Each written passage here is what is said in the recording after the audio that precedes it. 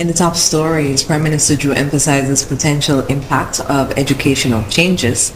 Advisor to the Ministry of Health discusses mortality rate of St. Kitts and Nevis, and Prime Minister issues statement condemning misleading reports on the CBI program. The details on these stories and more to break. Black Month is here and Quartz is having the ultimate trading event of the year. Trade in your old furniture, appliances, electronics and mattresses for an on-the-spot discount of 30% off the new. Yes, you heard right. From November 1st to 11th, you can trade in your old for a new, and it's easy to take advantage of this offer. First, take a photo or video of your old item. Next, go on down to your nearest Quartz store and purchase your new item. Then we will deliver. But wait, it doesn't stop there. Save up to 70% off unselected items store-wide. No cash? No problem. With Quartz Ready Finance, you pay $0 down and your first payment isn't due until February 2024. Hurry, because this deal will not last. Shop now, because every day is Black Friday at Quartz. Conditions apply. Quartz, bringing value home. In cricket, there are a few essentials. A bat, a pitch, a ball, some fielders, and plenty of refreshments. Enjoy the cricket with Angostura Chill. Angostura Chill, the official refreshment partner of the Hero CPL T20.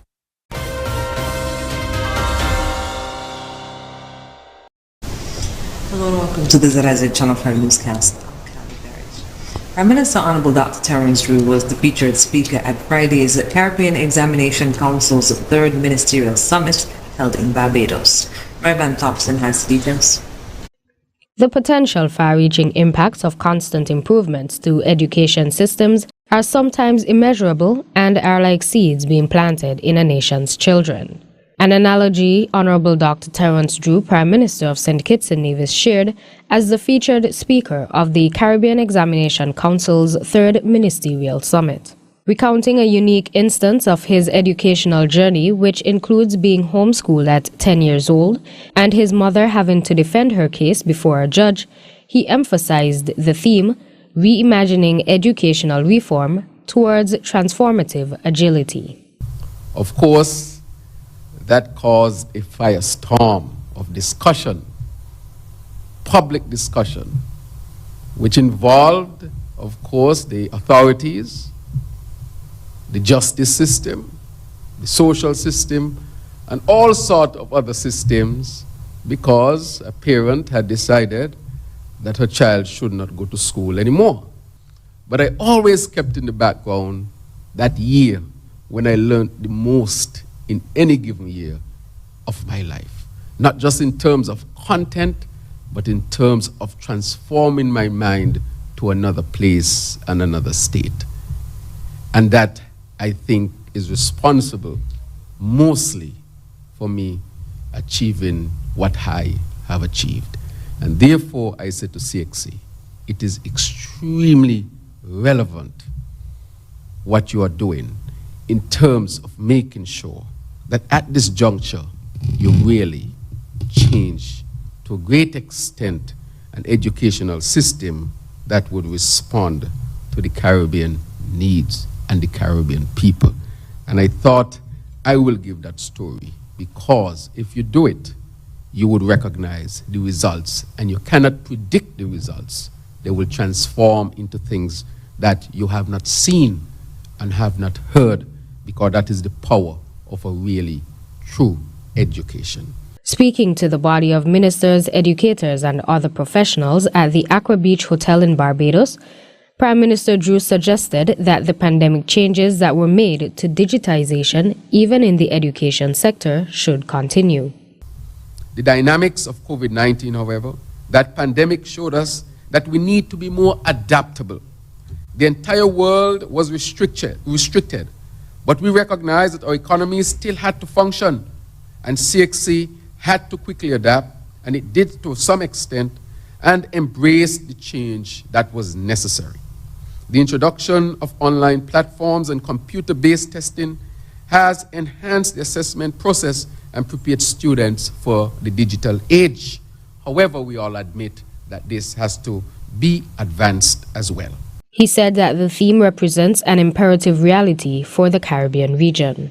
Our educational system must undergo a metamorphosis to equip our students with skills, knowledge, and adaptability required to excel in a dynamic and ever-changing landscape. This theme resonates deeply with the pressing needs of our region, where educational reform is not just a necessity, it is an imperative. Today, we embark on a journey towards a brighter and more agile future, where education is a cornerstone of our transformation. Together, we shall pave the way for a new era of excellence, innovation, and boundless possibilities. According to CXC, this year's ministerial summit is significant as CXC celebrates its 50th year of contributions to regional progress with a particular emphasis on human capital development. The Council's founding agreement was introduced and ratified during the first Council gathering in Barbados in 1973 with the participation of governments from 15 English-speaking Caribbean territories. 2 administrative and operational centers were then established in Barbados and Jamaica. For ZIZ News, I'm Mervyn Thompson. Advisor to the Ministry of Health, Dr. Patrick Martin, engaged with the media on Friday to make a presentation on the mortality rate in St. Kitts and Nevis. During his presentation, Dr. Martin first provided the definition of excess deaths. This is the definition of excess deaths, or mortality, as we say in epidemiology. So it's a term used to refer to the number of deaths from all causes during a crisis. All causes during a crisis, above and beyond what you'd normally expect in normal conditions. So for example, 2019 was before COVID. Let's say you had 100 deaths. And then during COVID, you went up to 300, 400. That's excess deaths. It was a crisis. So the formula is excess equals what you observe or report minus what is expected. Dr. Martin outlined that the effect of the COVID-19 pandemic resulted in excess deaths in the Federation. He also stated that although the pandemic has ended, the excess deaths in the Federation continue. Using data he has gathered, Dr. Martin showed the slight uptick in deaths that continued after the pandemic. So let's turn to St. Kitts and Nevis. So between 2010 and 2019, an average of 375 deaths per year, ranging from 340 in 2012 to 413 in 2014. So remember 375. Also at JNF, the average yearly death number is 130. That's again 2010 to 2019. Ranging from 102 in 2019 to 144 in 2016, with a death rate of 4%. So this skyscraper, green is St. Kitts and Nevis, red St. Kitts, yellow Nevis, and black JNF. And this is from 2016 to 2022. Sorry. But I think you'll see it better with this line graph. Right. So you see the uptick in St. Kitts Nevis deaths, 2020, 377, 454, 2021, 462, 2022. He added that the COVID-19 pandemic caused 46 deaths in the Federation. However, the data shows that there were deaths at a rate of 200, which means deaths in the Federation are being caused by other illnesses and means. Dr. Martin outlined the 3 leading causes of death in St. Kitts and Nevis. The leading causes of death in St. Kitts and Nevis are cardiovascular, heart and blood vessel problems. Blood vessel problems include stroke, hypertension, high blood pressure, stroke, Heart problems, meaning the heart muscle does not get enough blood and the muscle dies. It's a heart attack. The second is neoplasms or cancer. It's about 20%. And the third category are complications due to diabetes. He added that heart problems, cancers, and complications due to diabetes account for 2 out of 3 deaths in the Federation. In responding to the media on the question of mitigation of these illnesses, Dr. Martin stated that making healthy choices more affordable could assist.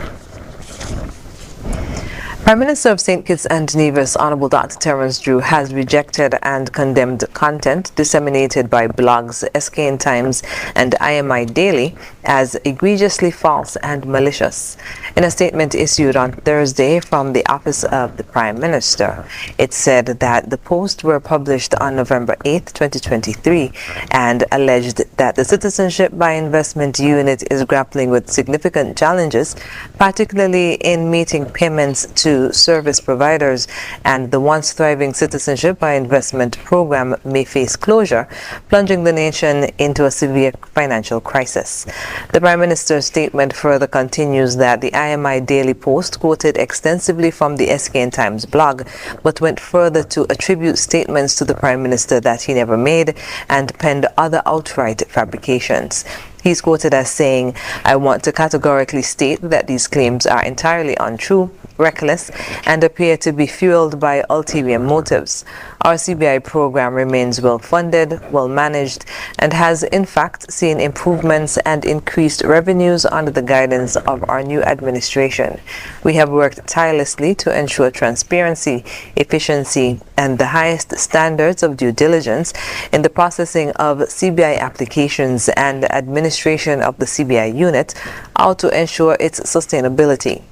According to Prime Minister Drew, the St. Kitts and Nevis CBI program is not facing closure. Head of the CBI unit, Michael Martin, is quoted as saying that the claims are untrue.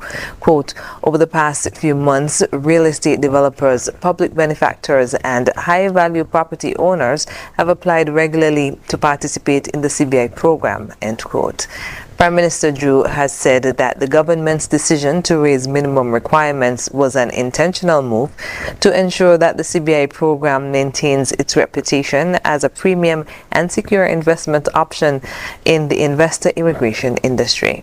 The Prime Minister assures the public that the government of St. Kitts and Nevis stands steadfastly behind its CBI program and that it is stronger and more secure than before.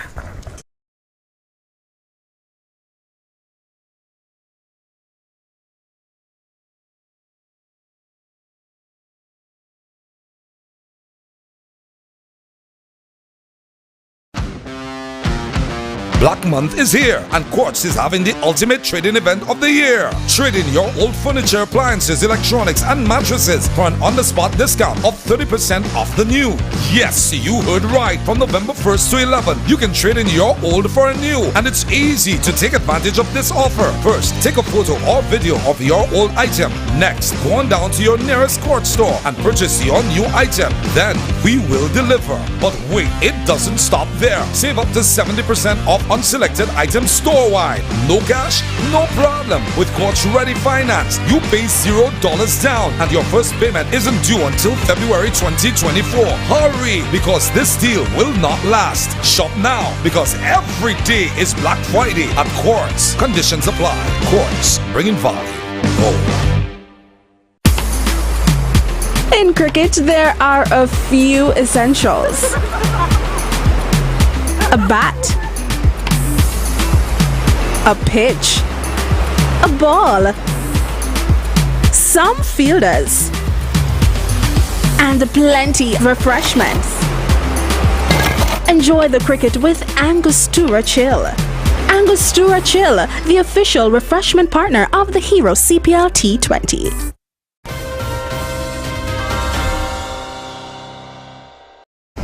Welcome back. The Federation of St. Kitts and Nevis enjoyed the rare privilege of opening the debates at the biennial UNESCO General Conference held in Paris this week. St. Kitts and Nevis made an impactful plea to UN member states to put education at the heart of their government plans to transform their economies and promote peace in an increasingly unstable international context.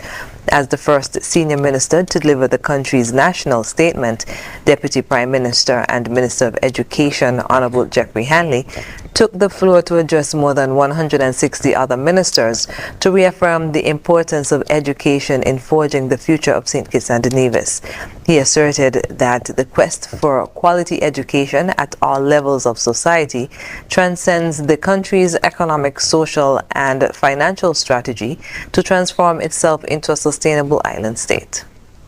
The agenda embraces food security, green energy transition, economic diversification, sustainable industries, and the creative economy. Transcending these strategic pillars is the important role of quality education at all levels of society. Our aim is to transform our small island state economy, relying on a dedicated, qualified, skilled, and knowledgeable workforce. Minister Hanley paid tribute to UNESCO for supporting the St. Kitts and Nevis government in modernizing and scaling up its education policy framework. UNESCO collaborates with St. Kitts and Nevis government to modernize and scale up our education policy framework with leading-edge expertise. This covers policies in professionalizing our teaching force, strengthening the national qualifications accreditation system, and introducing education for sustainable development into our curriculum. The UNESCO support is pivotal in our efforts to make education the nexus in transforming our economy into a sustainable small island developing state.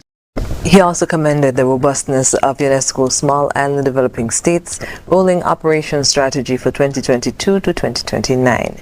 He was invited to deliver 3 additional speeches at side events during the UNESCO General Conference.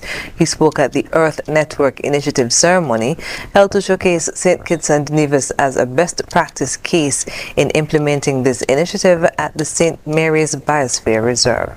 The minister was accompanied at the General Conference by Ms. Dorothy Warner, Secretary General of the St. Kitts and Nevis National Commission to UNESCO, and Dr. David Doyle, Ambassador, Permanent Delegate of St. Kitts and Nevis to UNESCO. The Department of Agriculture on St. Kitts has partnered with the Agriculture Department in Antigua and Barbuda to share best practices in controlling the monkey population on the islands. On Friday, ZIZ News met up with the visiting agriculture officers who were participating in a monkey trap making session at the Department of Agriculture. We also spoke with Minister of Agriculture, Honorable Samuel Duggins, who said collaboration among countries is important. He spoke of how the partnership came about. Today I'm honored to meet the team that came in from Antigua. I know that they are developing a similar issue that we have been tackling for years as it relates to our feral animals, in particular our monkeys. Now, as a member of the OECS and CARICOM, it's always important when countries can collaborate and share knowledge. You know, oftentimes we travel together and we share information and we learn from each other. And on one of our more recent trips, Caribbean Week of Agriculture, we would have agreed to have the delegation come over and we impart whatever we know to them on how to manage the population of the monkeys. They are early in their problems. We have had this problem now for quite some time. And my advice to them is to tackle the problem early before it gets out of hand. And we have been showcasing what we have learned over our course of dealing with the problem. And of course, learning from them as well.